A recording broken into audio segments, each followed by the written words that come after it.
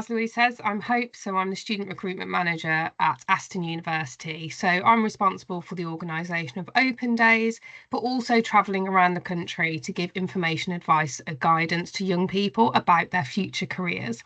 So today we're going to be looking at the different careers available to students in healthcare and life sciences courses as well. So hopefully this presentation will give you a few other ideas about the different areas that you could go into in healthcare and life sciences.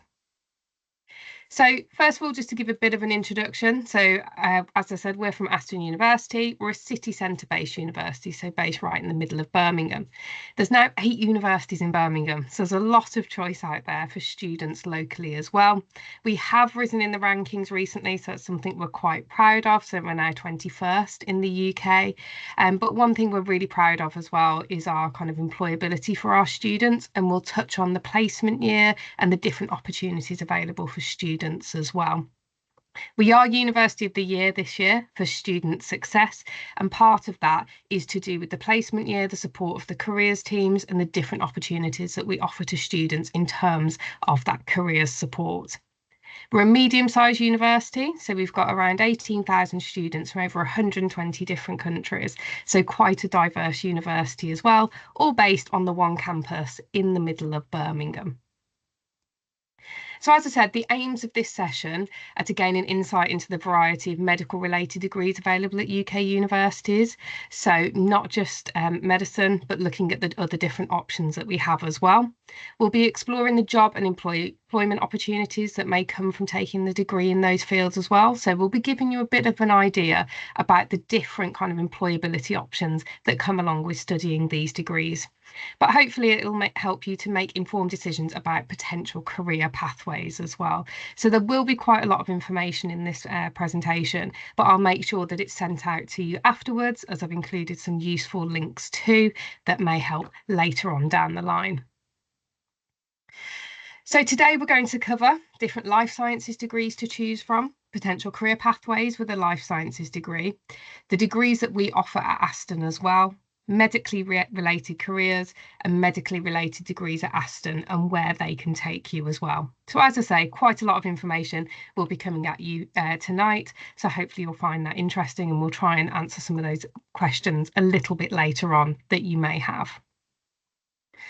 So first of all, looking at different careers in life sciences. So again, there's lots and lots of opportunities for students. For university as a whole, there's over 50,000 different courses that students can choose to study at degree level. So there's lots and lots of choice. So in terms of life sciences, you may have heard of these 3 types of courses. So you've got things like biology, psychology and pharmacology. But it's not just those subjects that you can actually study at university. There's lots of different nuances and lots of different specific careers that you could also go into as well. So different careers really do tailor down your different interests. So you can study lots of different specific careers at degree level. So for instance, if you're interested in studying biology, it's not just biology you can study at university. There's these kind of different avenues that you can take it down. So you could maybe be interested in more marine biology, zoology, for example, biomedical science, which we'll touch on in a second.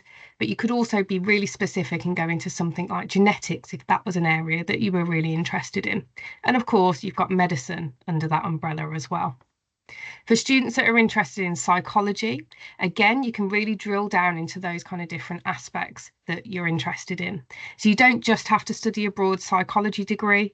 If students are really interested in clinical psychology, you can go into that. You could also go into things like neuroscience, for example, but you could also go into anthropology. Criminology is really popular now as well as things like forensic psychology.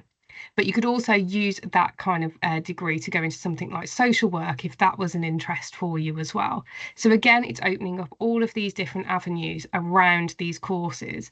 And maybe for students who are interested in these areas, it may be worth your while doing a little bit of extra research into those different career opportunities and different opportunities to study those aspects that you are really, really interested in as well.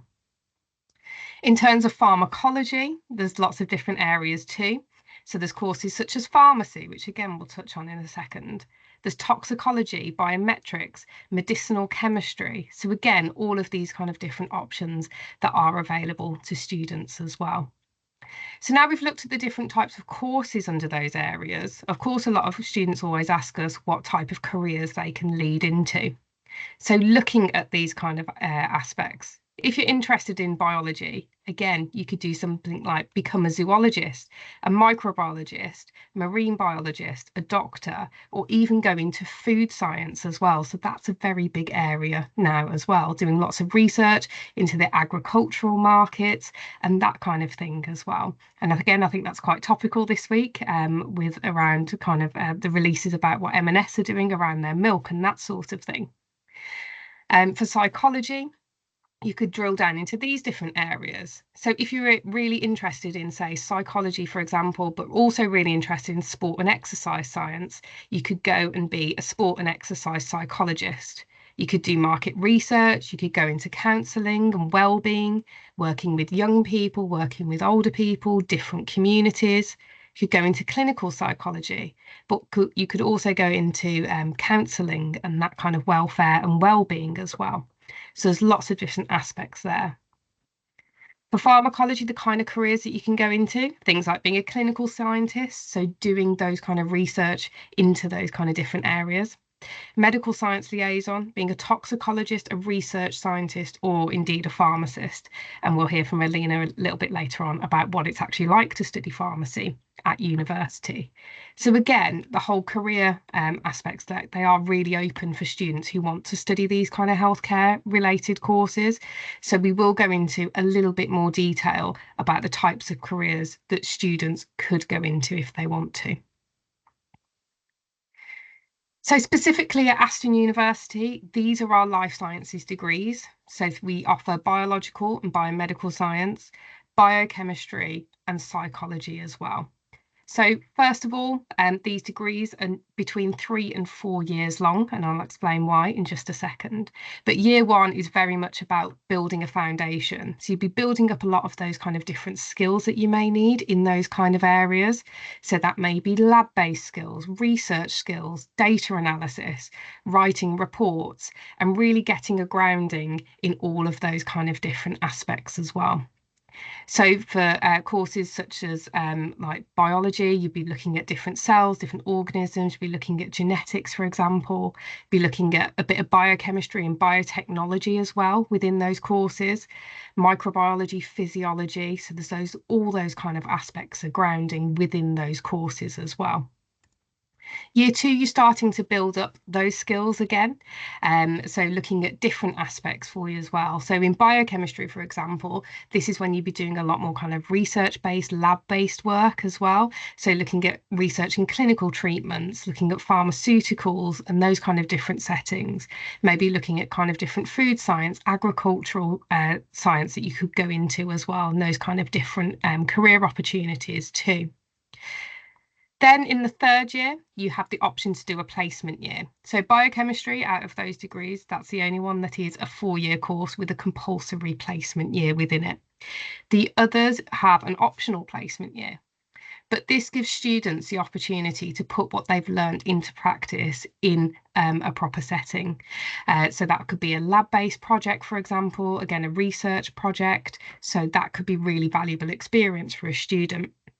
And the idea behind this is that, as I said, they put everything that they've learned into practice within that year.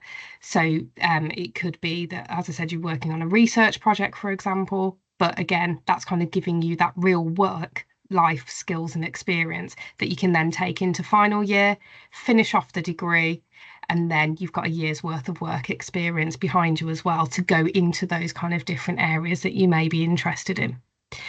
This is really important for a psychology degree, especially. So I always say this to students, because if you want to go on to become a clinical doctor or clinical psychologist, you have to then go on to do a master's degree as a next qualification. And to do a master's degree, you do need to have work experience. So I always say to students, it's important to think about this, especially if you're interested in psychology. So that means that you're already continually being supported by student finance in that placement year. career, that you've got the careers team behind you to help you get that work experience as part of your degree course. So that means that you already have that experience, so it makes it a little bit easier to apply for a master's degree qualification as well. So that's always something to think about. So these different life sciences degrees, they do follow different kind of career paths. As I said, it is quite open. So even if you are interested in biology, these are the kind of different areas that you can go on to study. And as I said, for biological sciences or biomedical sciences, you can go into things like microbiology, you could be doing blood tests, liver function tests, doing those kind of research elements that are vital for tests on patients in hospital. A lot of medical students do tend to, or students interested in medicine, should I say, do tend to apply for biomedical science as well. So this gives them the basis of the physiology of medicine without the kind of patient-facing side as well. So that can kind of encompass two different areas of interest as well. Some students can also go on to medicine from biomedical science as well. Our degree does allow you to do that because of the accreditation behind it. So where you could apply for graduate medicine at the end of your 3 or 4 year degree of biomedical science. So that's something to think about as well. So in terms of the placement years at Aston, we always get asked what are the kind of things that students can do. And there's a variety of different placements that are available. So a common one is a work placement in the UK, so actually going out to work in a UK-based company. Some students do go on a work placement abroad as well. So if, for example, you're continuing to study a language, that may be helpful to you. And we do have links with companies all over the world as well. So that can be an English-speaking country, or if you can speak a different language, then that may open up some different opportunities for you as well. You have the opportunity as well to go and study abroad. So if you want to go and carry on studying your degree abroad at a different university, again, you can do that if you want to. But we are a big supporter of enterprise as well. So enterprise placements where you could go and set up your own business. So the idea of going on a placement year is designed to give you graduate level work experience as an undergraduate. So it's developing those skills that you're going to need for your future career, again, to try and make you more employable after you finish your degree. Students who do undertake a placement year with us, they do go on to get better grades in their final year than their fellow students who don't take one. And this is a lot to do with putting everything that students have learned into practice. So they can actually see how that applies to the real world and to their future career prospects as well. So it's always a really valuable thing to do. Over 70% of all of our students at Aston now take a placement year. So it's a very big thing for us. But it also means that we have a very large careers team who won Careers Team of the Year a year or so ago across all the different universities who do go on to support students with the placement year. So they kind of build up different links with different companies. They find the opportunities for students as well. So they can advertise a lot of different placements. So last year, we actually advertised over 10,000 different placement opportunities. So it's a very, very big thing for us at Aston, and the careers team are there to support students as well. These are some of the different companies that we actually work with and have links with. So a lot of those relevant to health and life sciences courses. So you've got GSK, so GlaxoSmithKline, a big pharmaceutical company. You've got Bupa in there, Cancer Research UK. So there's quite a few different opportunities there, as well as obviously ones within the NHS as well. But as I said, the careers team really do support students in gaining that experience. They run interviews and practice interviews for students. They help them with their CVs, so help them with the application process as well, just to try and bring up their interviewing skills up to scratch to try and help them get to these different placements. Students are also assigned a placement tutor, so that means they have someone in regular contact with them to support them throughout their placement as well. So that's obviously one of the tutors from the university, so that they can kind of keep in touch and touch base with them just to make sure they're settling in and supported all the way throughout their placement. So again, looking at the kind of different careers that these different degrees can take you. In biosciences, there's lots of different areas. So you've got roles such as research and development. So it could be researching different areas of disease, for example, or scientific communication. Forensic science, it could take students to as well. So you could actually go and work in the forensic department. Biotechnology, so that's always becoming a larger thing. So if you're interested in kind of disease, genetics, those kind of areas, biotechnology could be one for students to go into. But you've also got things like the law side and the sales and management. So you've got the business side of going into healthcare as well that may be of interest to some students. So these are some of the employers that we do work with for placement years, but also kind of the different employment opportunities that you can see there as well. Again, GlaxoSmithKline, big pharmaceutical company, the NHS, Teach First, the milk laboratories as well, if you wanted to go down that kind of agricultural food science route as well with biosciences. For psychology, again, you're looking at kind of the same story. So you could go into different areas, whether you do want to go on to that kind of clinical psychologist route, taking extra qualifications, the master's degree level, and then doing a PhD, for example. But you could also go into things like mental health support workers within the NHS or the community. So bringing it out again, some of that kind of social welfare side. Could go and work for companies like the police, be a recruitment consultant, could be a psychological wellbeing practitioner as well, or even going on to work in prisons. And again, those are kind of different options that are open to students interested in psychology. So we'll go and try and listen to Lara's story. So hopefully this will play go from for you. Would anyone buy this is to I need to make a placement this. student. Dare to ask We're with just playing an SurveyMonkey. advert at the moment. I'm looking for kids who... So let me just stop sharing and share my other screen for you. Just give me a second. So hopefully you can now see that, and hopefully that will be playing for you in just a second.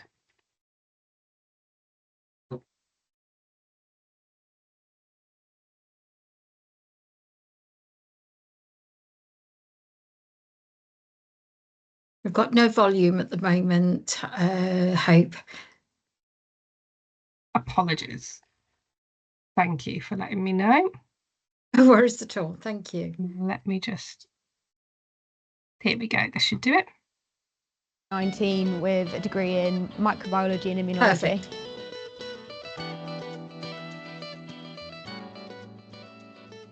In my role at Abbott, I'm a clinical specialist and I cover the UK and Ireland, and I specialise in a device called an LVAD, which is a therapy option for patients with advanced heart failure. Day to day, I work very closely with the NHS. I train cardiovascular teams in using the LVAD, and I also help them with the patient follow-up care as well. I discovered the careers and placement services whilst I was looking for my placement during second year. I wasn't entirely sure what was out there for me. I needed more information. I saw that they were doing careers fairs, etc. So I thought it'd be a good idea to go and speak to someone and get some advice. My experience with the careers and placements team was brilliant. I spoke with one of the advisors there, and she was really motivated to help me find a career path, and she went out of her way to find opportunities that I weren't even aware existed. The most valuable thing that I learned at Aston was the power of networking. So I did go to a couple of lectures at university that were run by the Careers and Placement team in networking, using LinkedIn particularly. I would definitely recommend engaging with the Careers and Placement team at Aston. They've got so many materials that you can use to progress, and they're so good and they're so willing to help you as well, so definitely take advantage of that.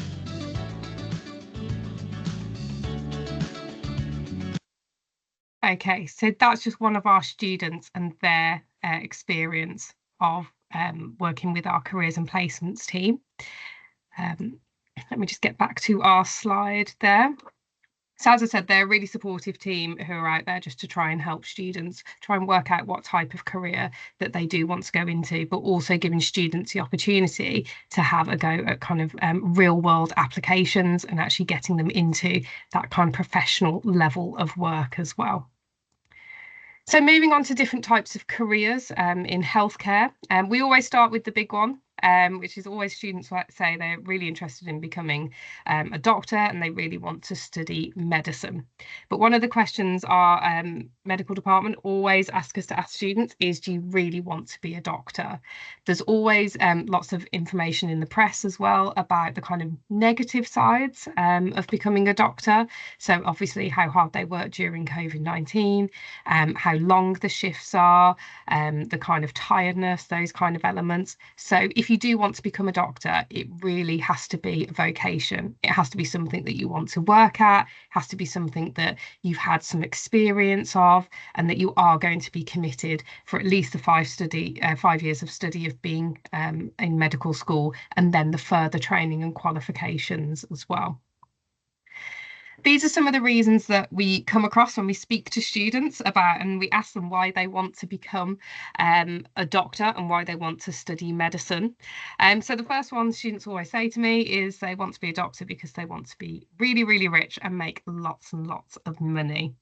So we always say this is one of the reasons that's a bad reason to want to study medicine, as it is a common misconception that doctors do make a lot of money straight away, but it is a lot of hard work, a lot of blood, sweat and tears that goes into everything to be able to get into your kind of specialisms as well. So if that is a reason you're thinking about applying to medicine, then maybe, maybe getting some more work experience and making sure that it is going to be the right career path for you, maybe a little bit more advisable. The second reason that we do get a lot as well is that many students think they can stumble into medicine because they've got a knack for biological sciences. But as we say, medicine is very different than just studying it. So we do get a lot of students who say they're really interested in medicine, but maybe haven't had any work experience or those kind of things, or may have, they may not be very good with the sight of blood or don't like interacting with people. So again, medicine may not be the right avenue for you if you're kind of fitting into those kind of criteria. But there are lots of other options available to you, as we've already seen and we'll see in the rest of the presentation. We also have this one quite a lot as well, which is hero worship. So a lot of students always say to us they want to do medicine because they want to make a difference. But as we're going through this presentation, you can see that there are lots of other opportunities in healthcare rather than just medicine as well. So although, you may want to help people, and that is a really great reason to want to study medicine, it does go hand in hand with the kind of lots of studying as well, and also kind of balancing your work and life, but also balancing lots of other extra studies as well. So there are lots of other options available too. One final one that we come across as well is a lot of students decide to choose medicine because their families hold medical studies in quite high esteem. But again, we always say to students, you really need to go to university to study something that you are going to enjoy. So it may not be the right reasons just to do it because of family pressures.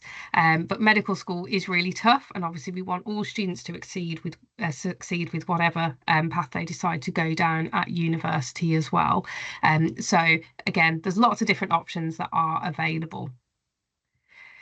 So it isn't just medicine that is available. There's a really good website, and I'll send these links out later, which is Step Into the NHS. There's lots and lots of different information on this website about the different careers within the NHS.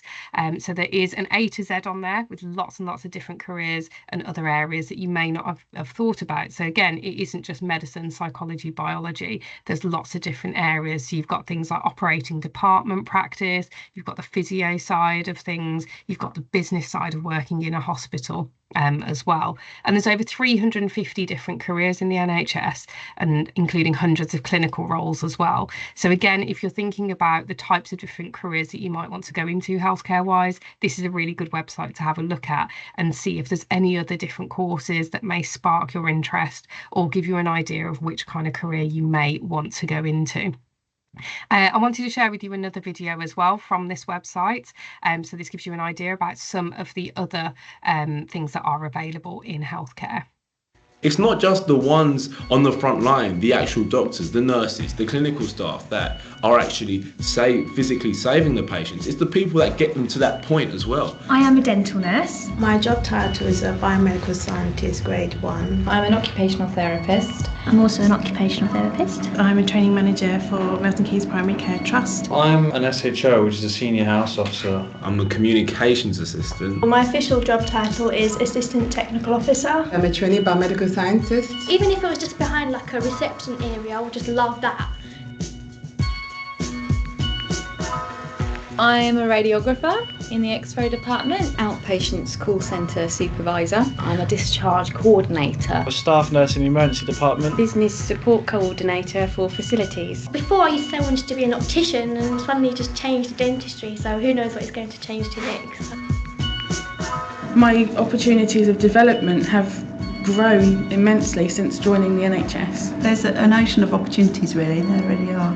You can train to do anything that you want really, and you're well supported within the job to do that and encouraged to do so. There are ladders to climb, depending on what career path you want. There's so much I can do, like I can be an orthodontist, a dental technician, a dental nurse. But you can go all the way from sort of junior physio like me, all the way to the top of the physio profession. You can have this huge department that you can work with and so many other people. And from there you can do research, you can go into lecturing. So it's an absolute brilliant starting point. If you know where you want to end up, there's always a way to get there. Because actually that's the kind of person I am as well. I don't think I could stick to just one thing for the rest of my life. So that gives you a bit of a brief overview of the different types of job titles that are within the NHS as well. So there's lots and lots of different opportunities. So as I said, I would have a look at that, the NHS Step into the Careers website to have a look at the A to Z of the different types of careers that you could possibly go into. So these are some of the ones that came out of that video, so the different roles in the NHS. So again, you've got the kind of ones you would have heard of already, but there's other things as well, such as music therapy that students could go into as well. You've got speech and language therapists as well, so looking after people who've had a stroke or have got different kind of speech impediments. You've got nurses, occupational therapists, clinical psychologists. So there's loads and loads of those different kind of roles in the NHS. And also that you can kind of develop and move into different careers throughout your journey as well. So again, it's just trying to get out of that mindset of that you might just be able to study biology or medical sciences or chemistry, and there's lots of different roles that are available there too. So looking at Aston's healthcare degrees, we do offer a few different ones. So we have an optometry course, we've also got a neuroscience course, audiology, we've got nursing studies now as well, and then finally pharmacy. So I'm just going to take you through a few slides just explaining a little bit more about each of these courses before handing then over to Alina so she can talk you through the student experience side of being a pharmacy student. So first of all, we do offer an optometry course. So again, this is for students who are interested in becoming an optometrist. You do a lot of research into different eye diseases such as glaucoma, cataracts, health conditions as well. It's a 4-year course, so it has the placement years are integrated within that. So within optometry, students are actually going out to do pharmacy placements in hospitals, in high street opticians as well, all the way throughout the course. In the 3rd year, students actually spend that on site at Aston. We have an optometry school there. So the members of the public and staff can come in and get eye tests in Optigra, it's called. So that's where students will be mainly based, so actually dealing with members of the public and conducting eye tests as well to get that real hands-on experience. There's different career options as well available, so it can go into high street opticians, but also doing professional services in industry such as Alcon and Cooper Vision, if you're particularly interested in the research side of things as well. We have got a pharmacy course as well. As I said, we've got a pharmacy student here with us today. So I won't go into too much detail about this, but again, it's a 4-year course with integrated placements. And there's lots of different things that you can study throughout pharmacy, but I'll let Alina talk to you a little bit about that as well. We have got an audiology course as well, and at Aston it's quite select. So we only have about 20 spaces on the audiology course. So you do get quite a lot of focused time as well with the lecturers. So audiologists work in hospitals and health clinics, assessing people's hearing and balance, and you're really working with people in the community of all ages. So you could be doing hearing tests on just newborn babies, for example, but also working with older people in the community as well.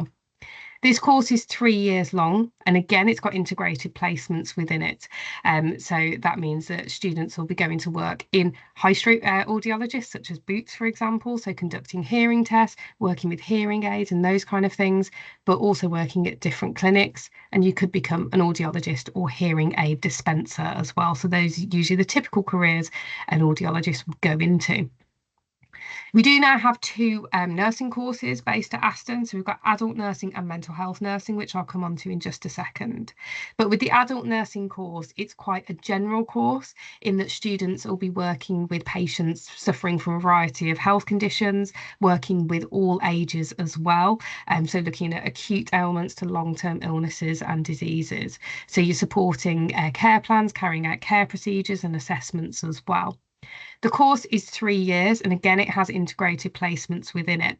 Something that's a little bit different about the course at Aston is that half of a student's time is spent actually studying the course, so in lectures and things like that.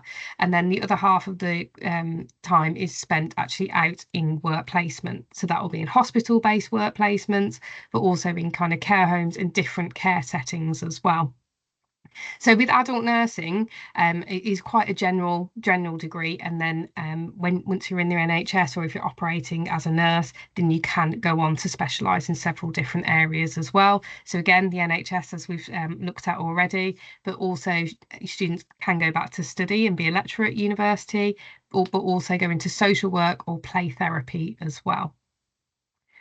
As I said, mental health nursing, that's new for us for this year as well. So we've just had our first intake, but mental health nurses are playing a vital role in providing, leading and coordinating care for, again, a variety of people in different healthcare settings, in homes, community, acute wards, specialist services and rehabilitation.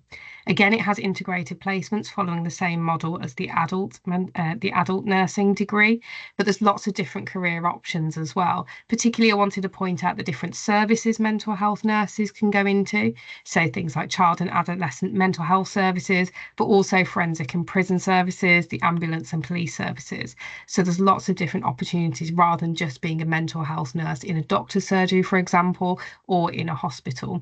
So if that's of interest to students, then the mental health nursing might be a different career path to think about as well. At this point, I'm going to hand over to Alina, who's our pharmacy student, and allow her to introduce herself to you, and then talk through some of the slides on pharmacy and her experiences. Thanks, Alina.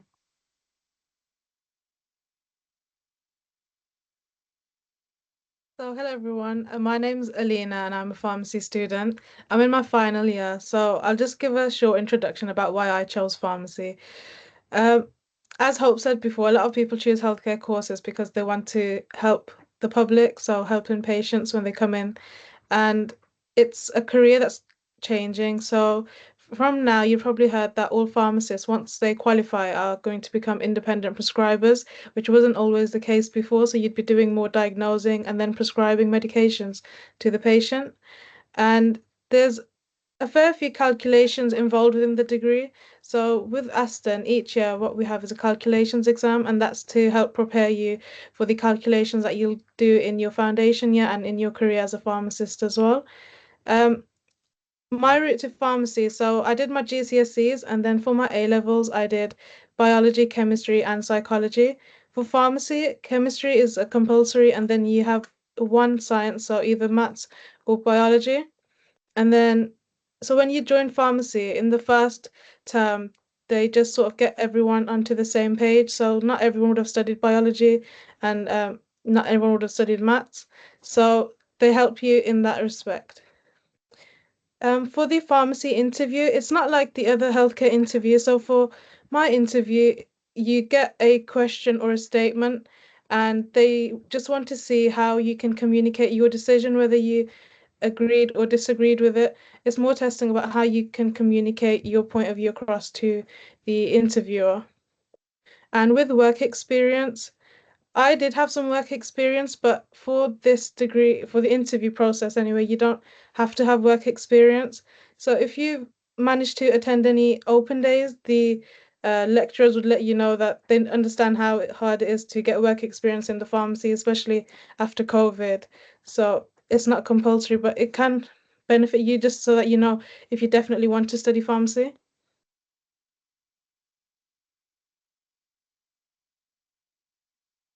Hope, is it okay if you could go on to the next slide for me, please?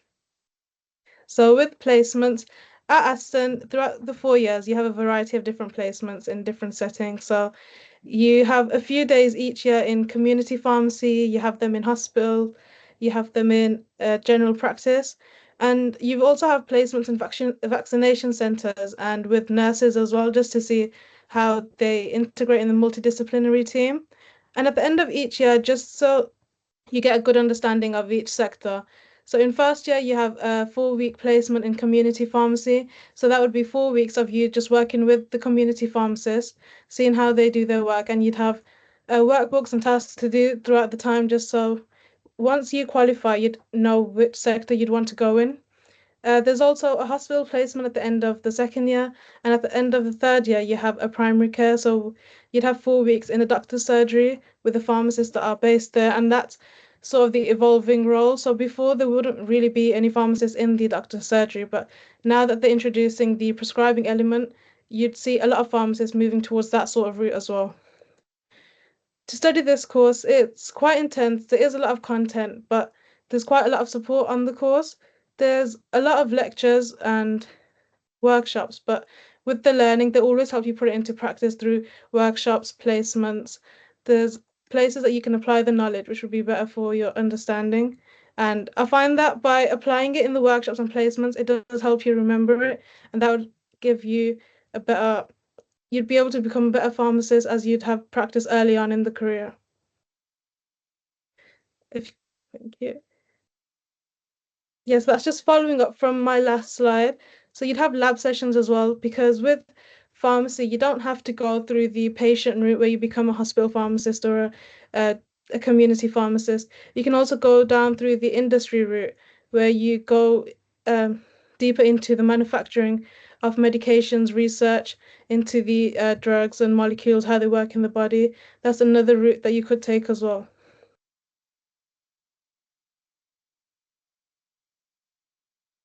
So how I learn, everyone has a different way of learning, but I find that for me, what works is going through the information again, creating questions and then answering them. Some people may be visual learners, so by drawing it out or looking at pictures of things to understand, so looking at the mechanism to understand it. And then some people just find repeating information, writing it down again and again helps them remember the information better.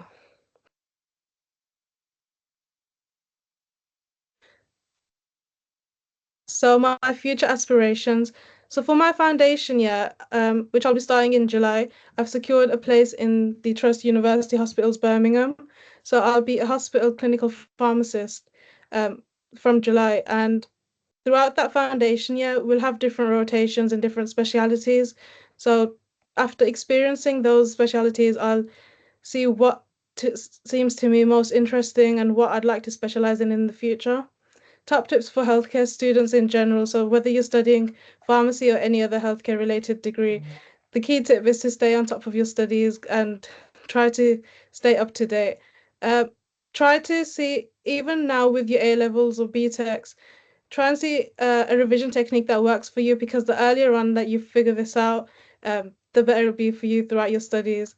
And it's always important to maintain a good work-life balance, because you'll always need the balance in order to succeed in life. You can't just be doing work all the time and then you're not really enjoying anything else. So it's important to have a good balance.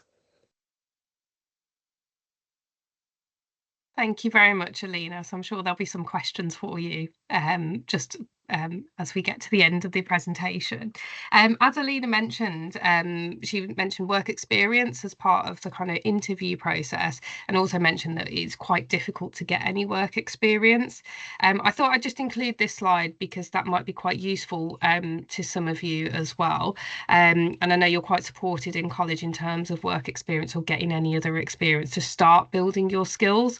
So whichever course that you're interested in applying for at university, whether it be healthcare or something else, start building your skills to try and give you some soft skills such as team building, communication, get involved in lots of different things as well. Because if you do apply for healthcare courses and you are interviewed, that will kind of help you to answer more interview questions and will help you to stand out as well. There's a few different areas which are really valuable as well. So things like the extended project qualification, so doing something in an area that's relevant to the degree you're applying for can look really good on personal statements and when you're applying for university as well. There's also extra things like volunteering and mentoring, again shows you're really reliable, you've got good time management skills and want to give back, which is especially important for healthcare. But there's also different insight days, as Alina mentioned as well. You can go to different universities for those kind of areas, and also some good websites such as SpringPod that can give you an insight into different work experience opportunities as well. So do get involved in as much as you can. Do concentrate on getting the best marks you can in your studies as well, but also do read around those kind of different subjects to think about the different types of careers and different degree courses that may interest you as well. So that does bring us to the end of our presentation. As I said, there's another 3 links there from SpringPod, Read and Journey to Healthcare, which definitely reflects on finding work experience. So there's some virtual opportunities on there and different projects that you may find useful to help you think about what type of healthcare or life science course that you may wish to go into as well. If you have got any follow-up questions, our email address is there, so the member of the team will be there to help you if you need anything. And if you have any more specific questions about admissions to Aston, then our undergraduate admissions email address is there. Thank you very much for listening and best of luck with your choices for the future. Brilliant. Thank you so much to both of you. I think it's really insightful to have Alina's views as well. We have had a few questions come through actually in advance. So until anybody types anything in, I'm going to ask some of those if that's okay. Some of them will be to yourself, Hope, and a couple to Alina, if that's okay. First of all, you spoke about, I think, Alina, being quite sort of calculation based, particularly in the pharmacy course, and perhaps Hope might be able to answer this more generally about healthcare degrees, about the necessity for maths, because we were asked about the strength of maths in these courses. Could you give us a little bit of information, Hope, and perhaps then Alina can just say how that's used a little bit more within the degree, particularly for pharmacy? Yeah, definitely. I mean, maths isn't generally a requirement for most of our healthcare courses, but of course, if you have studied maths at A level or have done core maths or statistics, that may help in terms of the data analysis and research side for some of these courses as well. As well for pharmacy, if you do maths at A level, you get a slightly lower entry requirement for us. That may be different for different universities as well, but that does lower the A level requirement. So I'll let Alina talk about the first year, I guess, kind of building everyone up to the same level. Yeah, so with pharmacy, everyone would have studied chemistry, but some people would have studied either biology or they'd have studied maths. And so for those biology students that wouldn't be as strong with their maths, the first year is just pretty much getting everyone onto the same page. So there'd be a variety of workshops throughout the year, teaching the students the calculations that'd be required for that year. And also at Aston University, we have the Learning Development Centre, and that's where they help with the calculations. So you can just book an appointment and go to them, and they can help tutor you with your calculation skills as well. That's really helpful, and actually it's really good to know that for students who may have different strengths within their subjects, that actually there is that opportunity for support when they come to the university. And I think it's worth obviously saying as well that we would really highly recommend that students go to visit Aston University, as we hope they will visit many, so to make comparisons on courses. But it's really important where you feel that there is a need for any support, perhaps from a student's perspective, that they ask those questions when they come to Open Days, because there's lots of support available, isn't there? That's brilliant. Thank you. We've had a question in the chat about what's the difference between biochemistry and biomedical sciences and the careers they can lead to. Can you help a little bit with that, Hope, please? Yeah, sure. So biomedical science, in the simplest terms, it's sort of medicine without the patient facing. So you are looking at kind of disease and physiology and that kind of things, whereas biochemistry is looking more at the molecular level. So you're looking at how substances interact with each other, and then kind of what you can use that for. So you may be looking at kind of how different cells mutate to start with disease and that kind of thing, but then also looking at the pharmacology side. So you have a few modules in that kind of aspect as well, whereas biomedical science is a lot more on the kind of physiological disease, genetics, and that kind of side of things. That's really helpful. It is actually a little difficult to unpick all of that, I think, from a layperson's point of view. But actually, the best thing to do is go along to the university and look at these courses, look online and ask those questions to find out which is the right course for you. And talk most of all to students, because like Alina, there's nobody quite like talking to students about what they're studying, what their career aspirations are. And also, as you say, all universities have careers teams, but they're very strong at Aston, and we know that because of their particular links with employers. And I think it was really interesting that you talked about the placement year, and the majority of students at Aston particularly do take that route. And it's compulsory in some of those courses, but actually, it is actually a really good route to future employment. And from your perspective, Alina, can you just talk a little bit about what were the best things and the highlights of going into work placement, so that you've got tested experience in a workplace? I'd say for me, it's so on work placement. So whether that be hospital, it's places that you wouldn't be able to get to without the connections the university has. So going into So right now I'm on a hospital placement, and I've been into surgical theatres as well, watching surgeons and nurses, how they operate in the theatre, seeing the pharmacist on the wards, and you wouldn't have that much access outside of university to accompany the pharmacist going around on the ward rounds. And that's also, really yeah. Sorry. With the university sessions, you understand what the pharmacist is doing whilst they're going around, and they'd be explaining to you what their job involves, and just sort of helping you along the way as well. So that highlights the different roles within the multidisciplinary teams as well, doesn't it? And I think it's really interesting that you both talked about some of those skills in all of these healthcare professions and courses, which is that sort of those communication skills, the idea that actually, particularly I think in the pharmacy, as you suggested, with the prescribing of drugs and diagnostic element as well, that actually these healthcare industries are evolving all of the time.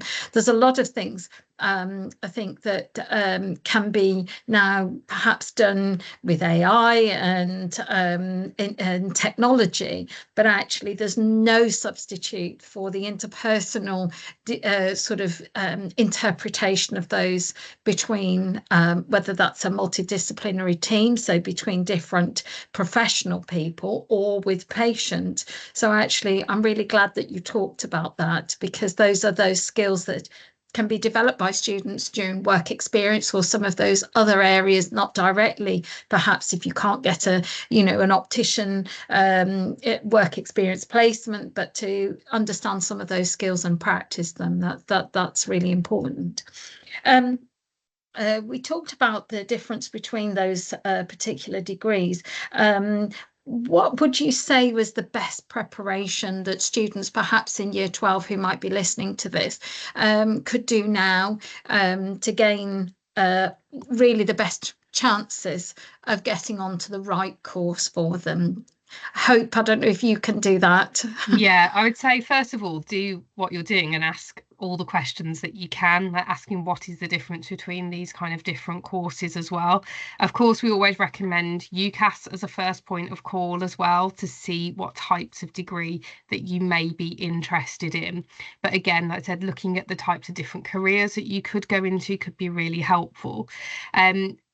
Courses can be called the same thing at different universities as well, but it doesn't mean that they're taught in the same way or that you'll cover the same modules as well.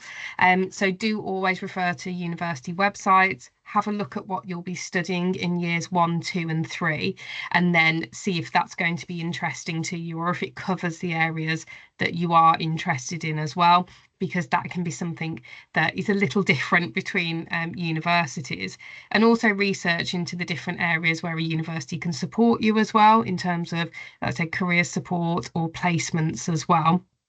There's no substitute for work experience. We understand it's really difficult to get that as well. But some top tips would be to kind of try and use your networks, ask around friends, family, parents of friends as well, just to see if anyone has any kind of way in to get any work experience. Because even if you have some work experience and you find actually that that's not the career for you, that's also very, very valuable and stops you making, a difficult decision when it comes to deciding which university to go to or which course to study as well. So do try and get as much kind of experience in those elements as well. All universities will have taster days, so we're actually running one tomorrow.